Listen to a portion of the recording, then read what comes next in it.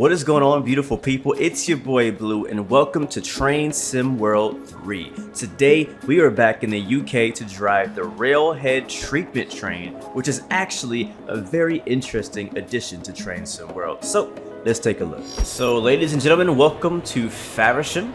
You can see our class 66 locomotive is here waiting for us. Also there's a Javelin over there on the other platform. But this is going to be our locomotive right here. You can see there's a few passengers as it's actually October now, and everybody's wearing long sleeves and jackets. Look at that shiny suit. That guy must be a performer. Anyways, here is the Railhead water treatment machinery, and you can see it's actually very well modeled, very dusty and dirty, as well as the class 66. See, everything is actually very well modeled, and you actually read that uncouple field connections from supply, closed valves, and fit blink caps. So hey, for those who need to know, that's the thing. Can I actually fill it? Can I click this? No, we cannot click that. All right, that's, yeah, expect. What about this? Is that the handbrake down there? What is that? That is the handbrake. All right, so that does work. Actually, what is that? Distributor cut in. Huh, I wonder how that applies. Very interesting. All right, well, we'll keep walking down.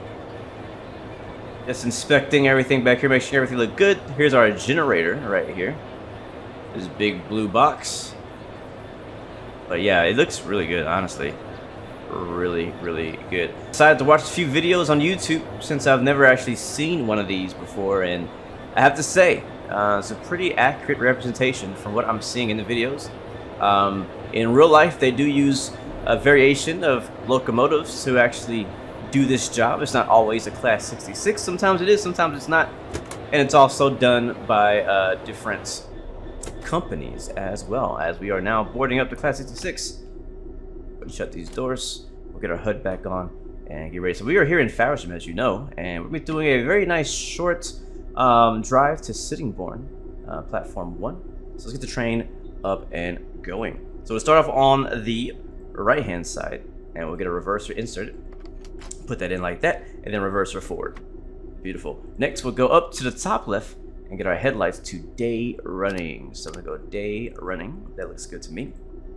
And then we're gonna hold our automatic brake. Matter of fact, we're gonna make sure our direct brake, our independent brake, as you know in America, is completely released, which it is. And we'll hold our automatic brake back to the release position and wait for it to hit to 5. And there's 5. You also notice here, these are slowly making their way down to 0. Once that gets to 0, you know your brakes are completely released. Now, one other thing I want to show you is how do we get the Railhead treatment controller to work. So on our left here, right on the top right of the actual controller, we're going to hover over that. You can see controller on off. I'm going to click on that and drag it until it says on. And then after that, we're going to go down here and activate it. So activate controller, and then go right here, the big red button, and power it on. You can hear a few things. You can kind of hear a little bit thing cranking up back there. And we're actually going to wait till we get rolling to get that going. So we are ready to go, though. So let's go ahead and bring our throttle forward a notch. I'll give it a honk of the horn so you guys can hear that. And we're on our way. So it's only 7 miles. It's a short trip for us as we roll out of Faversham. Oh, very nice, very nice. You know, believe it or not, I have had East Coast Way and Southeastern high-speed routes for a very long time, and I can't remember ever actually driving the freight train, which is crazy. So yeah, this is basically our first time really showing this off on the channel here.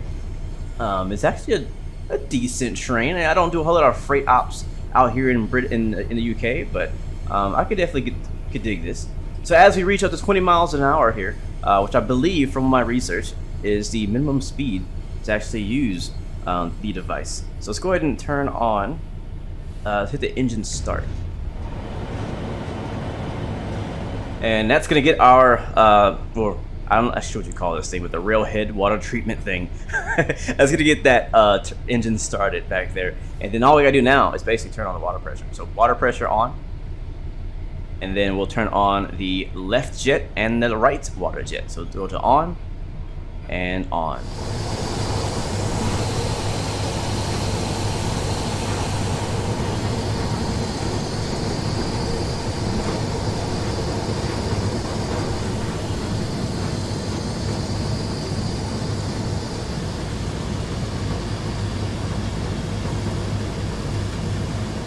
And to be honest, it's actually kind of hard to see the jets really doing their work. When you're actually going much slower, you can see it much better coming out those jets down there. But as you get up to speed, it gets a bit more harder to see the I guess the particle effect that they're doing down there. Now I think what may have ruined it for me is the fact that I did indeed actually go out and do a little bit of I guess you could say research and looking into what really Railhead treatment train is, and looking at videos and whatnot, and I saw a much bigger, thicker spray. When I say that, more of just like you see a lot more kind of like steam coming off of that area. It's kind of like if you just to spray a ton of water really hard, you just see a ton of water kind of shooting from the sides. It's kind of hard to explain, but if you've seen it, you've seen it. So I kind of feel like it's a little bit too toned down. I mean, I wish they maybe could have brought over some of the you know, the steam train steam effects over to kind of just kind of enunciate a bit better that steam effect as it hits the rail. But it's pretty cool. It's a pretty cool concept. It's definitely a different style of gameplay that I've personally never done before, and it's definitely a good alternative. From just going from A to B to C to D, dropping off passengers. Now, in real life, I believe that those jets are also programmed to treat certain areas of track. So it's not just constantly running down the entire line of the railroad. It just certain areas that it knows somehow that it needs to accommodate, and it takes care of those areas. So you will not actually see any the rails won't feel any different as you go through and spread the I think they call it sandite. Yeah, sandite. I think that's the call of the solution. But you won't actually feel any kind of adhesion, anything like that, next time you run on the rail, or say we decide to stop somewhere and pick up in a different train and drive on the same rail. We won't actually feel a difference in the train, in the track itself. So but like I said, it's something that definitely caught my attention. This train, I don't know much about it, but it looks really good. It looks really cool, and honestly, I don't mind driving it for what it is. I think a lot of people will enjoy it. It's similar to doing freight, except you just have a little bit more stuff to do, a few more buttons to press. You know what I mean?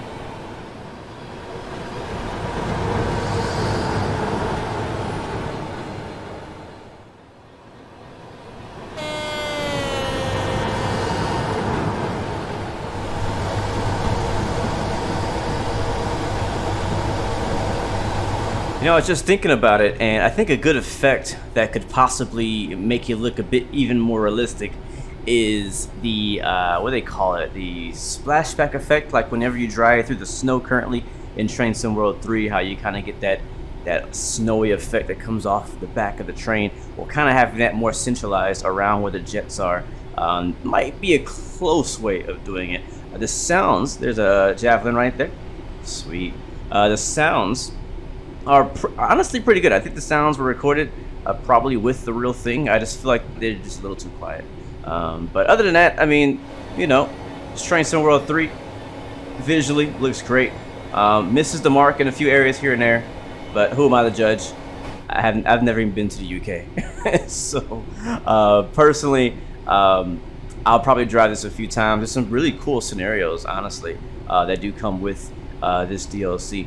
So I do like that. I also like the idea of kind of what they're doing with adding on new locomotives and bringing more gameplay to routes that already exist. I would love to see this same Railhead treatment train in other routes as well, attached to different types of trains, like I think it's a class 60, class 40, what was it called? I think it's a class 40 or 45.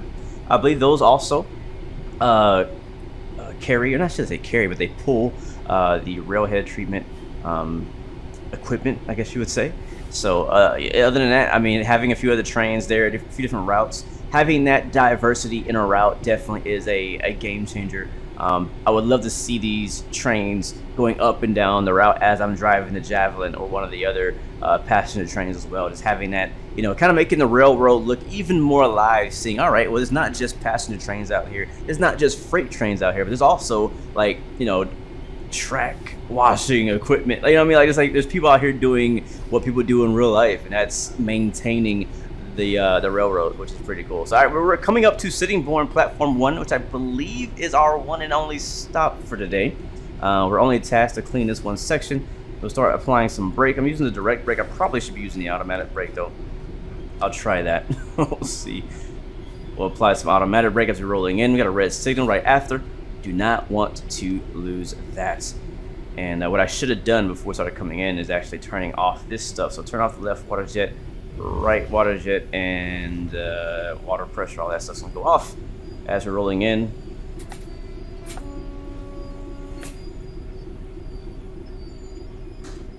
All right, we're probably gonna stop too early. It's giving us some more gas. We are definitely gonna stop too early. Lots of passengers out here, man. Loving it, loving it. I still love the Southeastern high-speed route. Like, as a route itself, so cool. And honestly, in my last video, we didn't even come down this way. We went down the high-speed section. This is the, for lack of better words, the other section. So it's a bit slower, but there's still a pretty fast track speed. I think it's like 85, something like that. So here we go, and we'll stop right here. Full direct brake and automatic brake. Make sure we don't roll past the red signal. And ladies and gentlemen, welcome to Sittingbourne Platform 1. Well guys, thanks for watching, and again, huge shout out to Dovetail Games for allowing me to take an early look at this DLC. I hope you guys enjoyed it. Let me know what your thoughts on this particular DLC. Do you think it's worth it? Do you see value in this? Do you see excitement in this? Does this make you excited? Do you see potential? Like, what would you like to see done differently? Dive into the comments. I'll be looking at every single one of them and responding as much as I can. Thank you guys so much for watching. And remember, you have 3 choices: give up, give in, and give it all. You got peace, love, and God bless you. I'll see you guys next time, next video. I'm out.